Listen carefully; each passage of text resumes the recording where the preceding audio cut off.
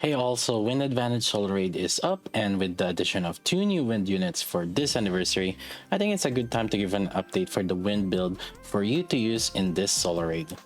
I was planning to put this guide out earlier, but testing is a bit more difficult than expected thanks to a certain sea creature. But since Solar Raid is up right now, I'll do my best to give some info out for now and so you can use them correctly. One huge important thing to note that I'd like to point out is that something that you should be considering right now as well is the upcoming feature. The builds right now are what I'm about to say are not necessarily going to be the final build suggestions because of a certain upcoming feature.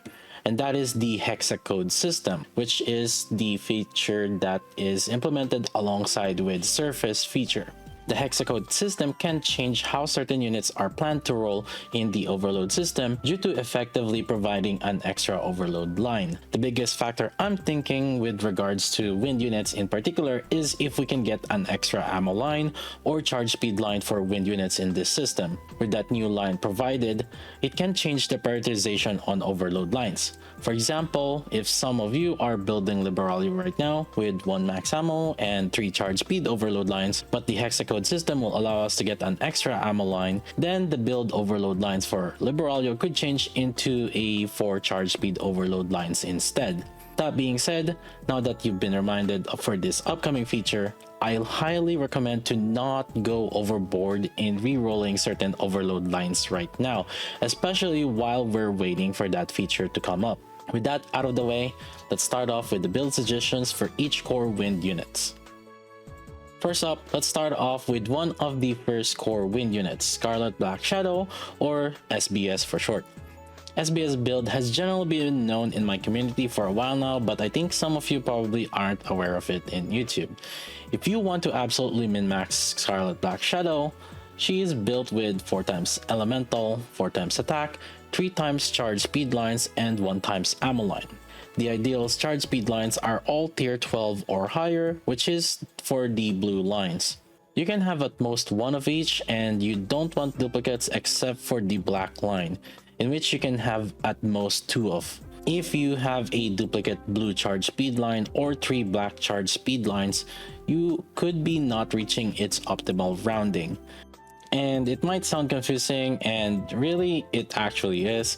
Ultras has been researching the charge speed lines for years now, and frankly speaking, this talk of charge speed will be discussed more in a separate video. There's a whole lot of complicated thing going on there that will actually kind of blow your mind, or rather basically shift up devs place. Why is it working like this? Kind of blow your mind in a way.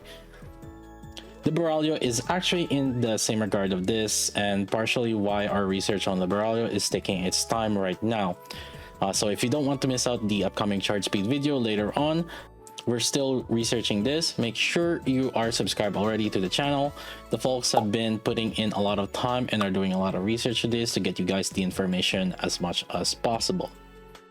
If you don't want to min-max SBS too much, you could build her instead with a 4x elemental, 4x attack, and then either 2x charge speed line or 1x blue or black line charge speed, and then 1x ammo, and the leftover ones being either crit rate, crit damage, or charge damage in a lower priority. Again though, as mentioned, the setup right now might end up being different also with the hexacodes, so be aware of this.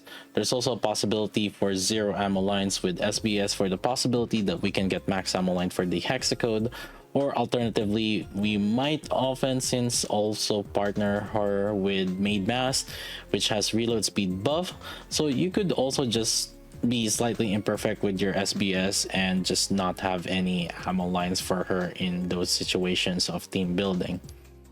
Then for skills, you want to build her with 10, 7, 10. You don't actually need skill 2 to be more than level 7 due to how max ammo rounding works. It actually doesn't give you more ammo at higher levels, but it does give you more combat power, so if you're into combat power padding, then I guess you could do that. For SBS's cube, she'll be using Bastion in order to sustain consistently, shooting in the duration of the full burst. But if the off chance that your SBS doesn't have any max ammo line, then I would give her a resilience cube and then make sure she's partnered with Maid Mask or Crown. Next up is our favorite collab character, Wind Asuka. Wind Asuka's optimal build as a machine gun is special, and with the addition of Little Mermaid after her release, building optimal Wind Asuka actually has been easier than before. Initially, before Little Mermaid, Wind Asuka required either high rolling 2x max ammo lines or rolling 3x max ammo lines, so that she doesn't have to reload from after her burst until she's forced to reload again when she bursts again. But with Little Mermaid, you can get away with just 2x mid-tier ammo lines. Now, the exact amount varies depending on how fast you're bursting between the team, and if you kind of want to be safe on it, I would aim for about 110% ammo line, but it keeps her tied to Little Mermaid. If you want to make her not super tied to Little Mermaid, then it's about 150% ammo just from the overloads. But with that though, I'd say the generally build for Wind Asuka is 4x elemental, 4x attack, and 2x ammo line. Then the rest is either crit rate or crit damage. As we're seeing the likelihood of just delegating Wind Asuka down to just wind raids though, you could go with a budget with her with 4x elemental and 2x ammo as the minimum investment. For skills, you can go with 10-4-7 into 10-7-10 and 10-10-10. This is with varying tolerance on how much you want to be competitive in wind element. For cube, I will be using Bastion with her to keep shooting non-stop and take advantage of the ammo replenish she gets from Little Mermaid and herself. If you don't have the enough ammo lines for her to keep shooting, then I would go with Resilience instead. There is an advanced technique with Wind Asuka when using Resilience, which I mentioned in the previous video with Wind Asuka, but we're often partnering her more with Rey now that Scarlet Black Shadow has a separate main partner, so I don't see this being too important. You can check that other video out if you're curious about this technique. With Wind Asuka also comes in Wind Rey. Wind Rey is generally more considered to be partnering for Wind Asuka to help Wind Asuka do more DPS. You'd normally build her like a pretty standard DPS with 4x elemental, 4x attack, and at least 1x ammo line, with the rest as crit rate and crit damage. In a similar vein though as Wind Asuka, we foresee her being used more for wind bosses only, so if you wish to go budget on Wind Rey, you can opt in with 4x elemental on her. For skill, I would go with 7-4-4 into 10-7-7 and 10-10-10 with, again, varying tolerance of how much you want to try hard on wind raids. For cube, you can use either as Resilience or Bastion, whichever is higher level. To follow up with Wind Rey, I would also do a special mention with these two other wind units that I personally don't recommend investing as much right now with how the meta is shifting, but you could consider it if you want to. There's a good chance we might not even use them for this raid, so just be aware. Mana and Summer Sakura. For these two, I would build them similarly to Wind Rey for overloads, such that I would just put 4x elemental on them. But if you do choose to invest any further, then you can put in 4x attack also, and then adds a mixture of ammo, crit rate, and crit damage. For the skills, I would go with Summer Sakura as 4-7-7, 5-10-10, or 10-10-10. While for mana, I would go with 4-10-4 and 7-10-7 and 10-10-10. And for both of these, it's either a matter of how much scope you want to give into using them. For cube, you can use either Resilience or Bastion, whichever is at the higher level. Next up, following is our favorite other sea creature, Little Mermaid or Siren. Now, the Little Mermaid is actually one of those special ones where that is also built differently. For her, we want to build her with 4x elemental and 4x attack as the highest priority. And then for those that want to min-max her any further, her last lines are either 4x crit rate or 4x crit damage, or a mix and match on both of these.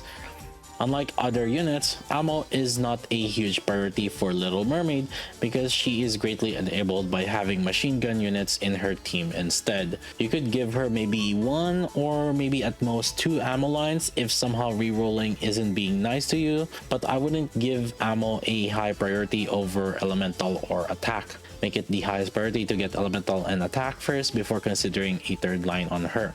For skill builds, well, she should just be 10-10-10, being currently one of the best B1 units out right now, you shouldn't skimp out on building her skill build to deal more damage.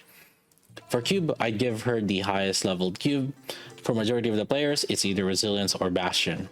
Then, with the hot topic right now, moving on to Nayuta. Being one of the new anniversary unit right now, I'm sure many of you are curious on how to build her. To start off with, like the usual, Nayuta is generally suggested to be with the typical build of 4 times elemental and 4 times attack.